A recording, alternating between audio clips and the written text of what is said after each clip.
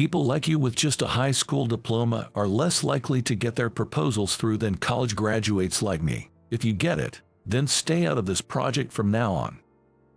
I was taken aback when my boss, a college graduate named Madison, claimed my proposal, which I had submitted after joining the company as someone with only a high school diploma.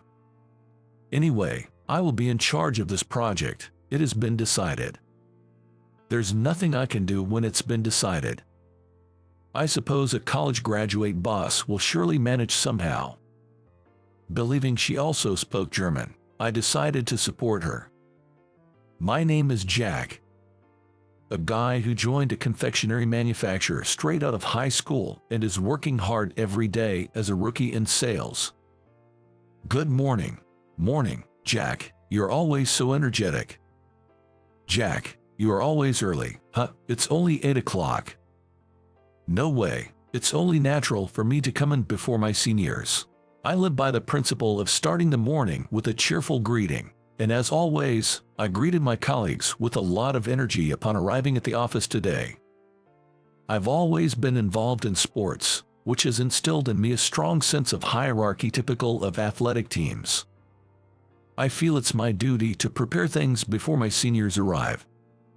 So, even after I became a member of society, I thought it was only natural for me, the most junior member of the sales team, to be the first to arrive, unlock the office door, and turn on the computers for my seniors.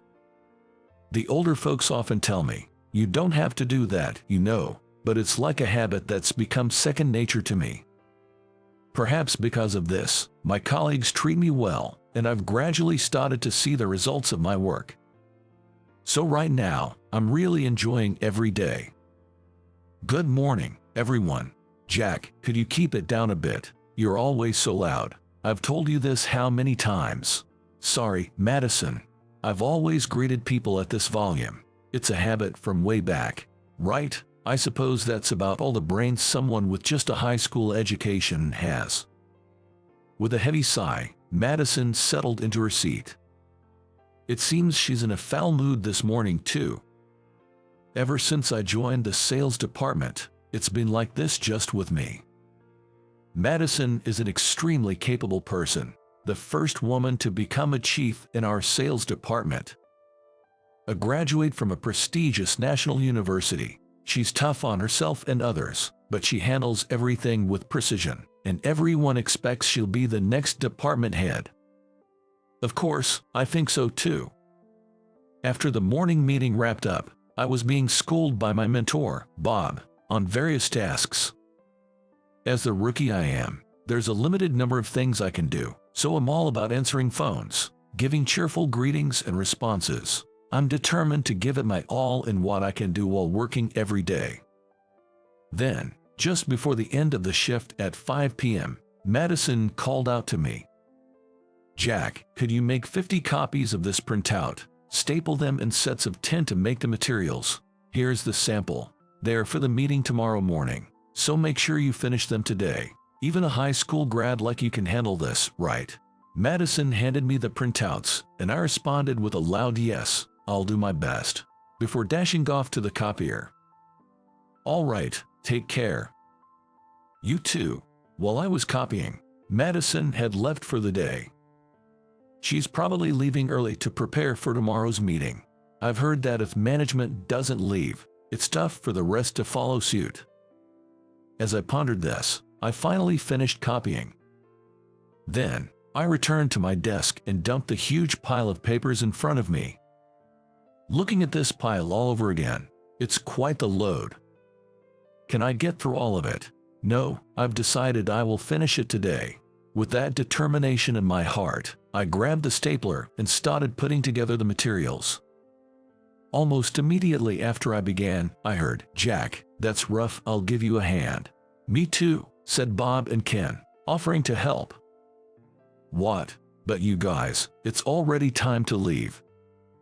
I was thinking of heading out, but how can I leave when my adorable junior is working hard? No way I can go first. "Yeah, and with all of us on it, we'll be done in no time." Bob and Ken, each with a stapler in hand, told me this. Are these guys angels or what? Moved by their kindness, I handed them some of the materials.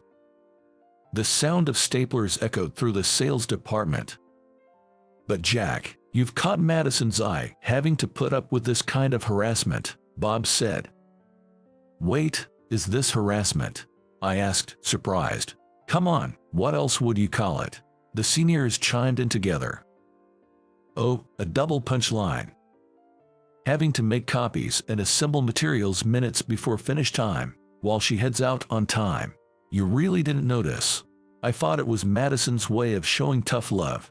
Bob just looked at me and said, seriously. Ken looked at me with eyes that couldn't believe what they were seeing, and said, man, where do you feel the love in this? Even I can feel a shred of affection here. Seems like Madison basically has it out for Jack. Huh? Maybe that's because I'm not that good at my job. Well, it's only natural since you're still the newbie. Though, I guess it also has to do with the fact that you and she are just complete opposites. I definitely think that Madison and I are completely different. From the standpoint of Madison, who's calm and good at her job, I must seem like a noisy guy who can't cut it. Starting tomorrow, I'm going to try to keep my voice down. Then one day, during lunch break, my personal cell phone rang. The call was from a friend, and because it had been a few years since we last talked, we really enjoyed catching up. It turns out this friend took over his dad's business a while back, and now he's planning a big project there. He asked if I could lend a hand with it. Hey, Bob, got a sec for some advice? Sure, what's up, Jack? I told my mentor, Bob, about the call and asked what he thought about the project as a business idea. That sounds good, but man, you've got some impressive connections to know someone like that. Nah, just an old acquaintance, really. Bob suggested, why don't you run it by Madison? So, I brought up the project idea to her. What do you think about this project? Well, we haven't had any new initiatives lately, so it might be good. This could be the perfect chance to learn how to draft a proposal from Bob. Once you've got it, show me what you come up with, she said. So, I tried to draft a proposal while Bob taught. Thanks to Bob's help, I finally finished the proposal and handed it over to Madison. After reading it, she said, I'll take charge of this project. Huh? People are more likely to take a project seriously if it's headed by a college grad like me rather than a high school grad like you. Understand? So, stay out of this from now on. But that's what? You think you can do this job better than I can? Madison glared at me, and I blurted out without thinking, no, of course not. Anyway, I'm taking over this project. That's final. With that, Madison stood up, took the proposal, and left. If it's a done deal, there's not much I can do. I'll just have to leave it in her hands. With that thought, I decided to step back from the project. A few days later, it was announced that this initiative would become a major company-wide project and a project team was assembled. As expected, my name was not among the diverse group of team members gathered from various departments. Looking at the bulletin board with the names of the project members, I'll be honest, I felt a bit down. Of course, the project leader was none other than Madison. Jack, that's a bummer. Who would have guessed Madison would just snatch a project like that? Bob, standing next to me looking at the notice, seemed down for some reason too. By the way, Bob wasn't on the team either. That must have been the reason for his disappointment. It's not your fault, Bob. Let's keep our spirits up. Oh, yeah, well, with Madison in charge, I'm sure it'll be a success. Let's just focus on our other work and do our best. Right. Yeah, Madison is different from me, a college graduate. Maybe she can handle this too and everything will be just fine. The whole company was gearing up for this project, and I spent my days working while watching over it. Just yesterday, I passed by the busy Madison in the hallway and greeted her with, hard work as usual. Then she said, Jack, I'm sorry it seems like I took your project, but you know, it probably was better for a college grad like me to propose it, right? I replied honestly with, indeed, as expected, and she had a rather ambiguous expression on her face. I couldn't understand what that expression meant, but I admired the hard work she's putting in. "Man, it's tough every single day," says Leah, who started at the company the same time I did. Leah is so talented that she was picked for the project team, and there's talk she'll be the first among our peers to make it big. Even someone as capable as her seems swamped with this project. I heard as much when we chatted in the break room. It really does sound like it's a grind every day. I have a meeting with folks from another company tomorrow, and I have to start preparing for it now. If there's anything I can help with, just let me know, anytime. Thanks a bunch, Jack. But you know, since it's pretty well known that Madison has it out for you, I'd probably get an earful if I relied on you, so I'll just take the thought, okay. Leah said this with a laugh. Then, the next day, I was in the sales department organizing some documents. Suddenly, I heard the sound of hurried footsteps, and the next moment, the door to the sales department was flung open with incredible force. "Jack," I heard my name called. It was Leah. "Jack, come to the conference room, right now." While saying that, Leah came closer to me. "Hey, Leah, what's going on?" "No time to explain. Just hurry up." I was practically dragged by the arm by Leah, rushing out of the sales department and into a conference room. When we got to the conference room, there was Madison, as pale as a ghost. And for some reason, she was sitting under the desk. "Madison, are you all right? Are you feeling sick or something? It's all your fault." "Huh? But never mind that, Jack. You can speak German, right? Please, take over from Madison." That's when I remembered that there was supposed to be a meeting today. "Wait, you mean Madison can't speak German?" "Of course, most people can't. Just hurry." I thought since she had a college degree, she'd be able to. Just because I have a degree doesn't mean I can speak it, do I? Oh, I was yelled at by Leah and it hit me. Come to think of it, Leah had said she couldn't speak German either. That's just the way it was. In front of the chair where Madison had probably been sitting was a laptop, closed shut. When I opened the laptop, there was a man filling the screen. It was Franz, an old acquaintance of mine from Germany. "Franz, you're really attending this meeting today." "Ah, Jack, how've you been?" "Great, you too." "Oh, you're working hard as the boss, I see." "You bet, I'm the president now. Plus, this whole job was my idea." Watching me and Franz converse in German, Madison's eyes were wide with surprise. Franz's company is a well-known confectionery manufacturer in Germany, and he had recently taken over as president from his father. Since I happen to work for a confectionery manufacturer in the US, in the same line of business, Franz proposed we collaborate on a confectionery project between Germany and the US, which led to the current plan. Franz's company is large, with branches all over the world. They have a branch in the US too, and all the meetings so far had been with someone from the American branch. Today's meeting wrapped up smoothly, and just as we were about to call it a day, branch office staff said, "Our company president would like to say a few words today, so I'm going to connect him remotely now." "Your company's president?" "Yes, he hasn't had the chance to greet the project leader yet. As you may know, our president is German and speaks only German. But Madison, you can speak German, right?" While preparing the connection, the branch representative continued, and Madison's face grew increasingly pale. I actually can't speak any German," Madison admitted honestly, but the representative seemed confused. "Really?" But the president said, "The project leader has a college degree, so they must surely speak German." It was me who told Franz that. Unfortunately, the person from the American branch who could speak German had to step out suddenly due to an urgent phone call, leaving right as the remote connection was made. With no German skills, Madison found herself trapped and impulsively shut the laptop, crouching down on the spot. That's when Leah remembered that I could speak German and came to fetch me from the sales department. That's how we got here.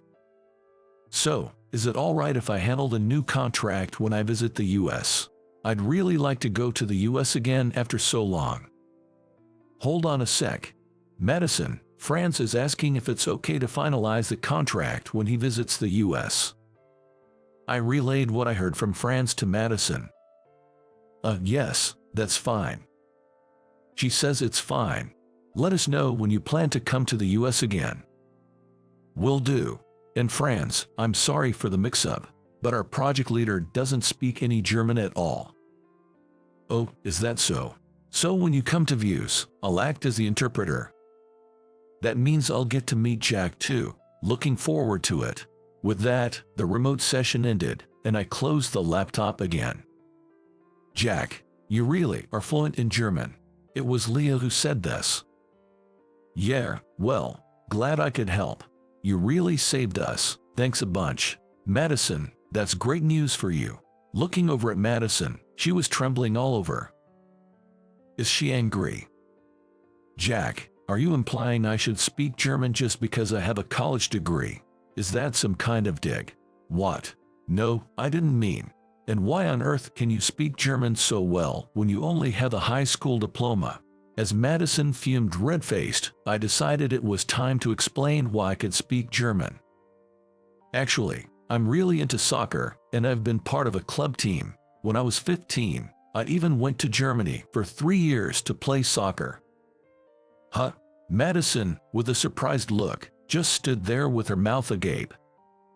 You might not know this, Madison, but back then, Jack was quite a famous soccer player, almost like a prodigy. Lee added for me. Learning German was quite a challenge, but after spending 3 years there, I managed to pick up the language. I was actually set to join a professional German soccer team, but unfortunately, I injured my knee and had to give up on my soccer career. At that time, I was filled with nothing but despair, but I had to accept it as fate.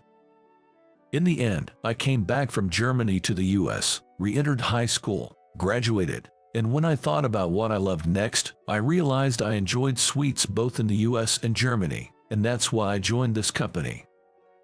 By the way, Franz was a teammate from the same club team in Germany. He used to play soccer professionally in Germany, but retired a few years back and is now a company president. If you're such an amazing soccer player and speak German, you should brag about it more. Well, it's not like I was hiding it, but unless you're into soccer, you wouldn't know, and I didn't feel the need to bring it up unless asked, I said with a laugh. Jack, I'm so sorry for before. Suddenly, Madison apologized. What? Why are you apologizing to me, Madison? I used to look down on you, thinking you were just a noisy high school grad. To be honest, I was just jealous of you. Jealous? You were jealous of me. I've always been bad at socializing and expressing my feelings. Jack, you are so genuine with your emotions and good at making friends. You were adored by everyone right from the start, and I was honestly envious. That's why I disliked you and said those sarcastic remarks and treated you the way I did. Madison, but I'm going to change my ways. You've really helped us out this time. Thank you so much. That was the moment when Madison showed me a smile for the first time. Ever since that day, Madison has changed her tune and started being kind to me. When I greet her, she says good morning back, and she's been showing me the ropes at work. She even said, "You've got to brag more about speaking German," and she stopped giving me grief for only having a high school diploma. Bob and the others joked, Madison must have eaten something strange. A few weeks later, we went to the airport to welcome Franz, who had come to the US. Franz over here, Jack. Franz was waving his arms wildly, rolling a big suitcase towards us. Franz, let me introduce you. This is my co-worker Leah, and my boss, Madison. We were there to pick up Franz also because of a contract for a new project, so I had Madison and Leah come along for the ride. Pleased to meet you, I'm Madison. Sorry for any rudeness over our remote meeting the other day. I'm Leah. After the two exchanged greetings, I translated for Franz in German, and his demeanor suddenly changed. Jack, what's up? I'm smitten with this Madison. I want to take her back to Germany and marry her. Wait, you're moving too fast. Since when were you such a ladies' man? I'm not a ladies' man. I'm serious. Translate for me, quick. So, I told Madison that Franz said he's fallen for her at first sight and wants to take her back to Germany. What? Franz walked up next to a wide-eyed and astonished Madison. Madison, I'm crazy about you. Let's get married, he said in his broken, alien-like confession and proposal. Beside me and Leah, a great deal of laughter escaped us. However, Madison, faced with such a sudden statement, was not going to accept it, saying, "No, I can't deal with this out of the blue," and so Franz was turned down by her. Franz looked visibly downcast, but he declared, "I won't give up, no matter what." He quickly signed the contract documents we had for him, and he planned to spend the next 2 weeks or so touring the US. That's why I thought his suitcase was unusually big. The sudden confession from Franz and Madison didn't seem totally opposed. Leah confided to me secretly, so Leah and I decided to help deepen their relationship a bit while Franz was in the US, concocting various strategies. From that day on, Franz began his relentless pursuit of Madison, and we supported him while trying to leave them alone together, but 2 weeks wasn't enough for things to go smoothly. Before we knew it, the days had flown by, and it was about time for Franz to return to Germany. "Franz, when are you going back to Germany?" "I'm not going back." "What?" "I won't return to Germany until I take Madison with me. I can work remotely, and as a CEO, it's okay," Franz said with a thumbs up and a good smile. This guy, he's serious. Is this what the power of love can do to a person? "So, Jack, can I still count on your help?" "Sure thing. I'll stick with you through thick and thin." I made up my mind, told Leah, and decided to continue supporting Franz's vigorous pursuit of Madison. Every day, being whispered words of love and subjected to relentless pursuit, Madison apparently told Leah, "I never thought someone would fall for someone like me." Then, a month later, Madison finally gave in, and they got engaged. After the engagement with Franz, Madison went off to Germany to live. Consequently, she ended up resigning from our company. Who would have thought Madison would leave for marriage? All the employees were shocked, and it seemed Madison herself was surprised too. The next chief was decided to be Bob, but when Madison came to say her goodbyes, she told me, "Keep doing your best as you always have, and I believe you'll become a chief and eventually even a department head. Your positivity is your asset." Meanwhile, as we were devising strategies to bring Franz and Madison closer, I found myself working closely with Leah, and naturally, we became close. As things progressed, I started dating Leah, and I was feeling the joy of having a girlfriend. Everyone has their own unique strengths, and how you leverage them can change your life. I have the strength of always being positive and trying hard, and I believe that if I keep at it, people will recognize it someday. I swore to myself to keep working hard at my job, using my positivity as my weapon, just as Madison advised.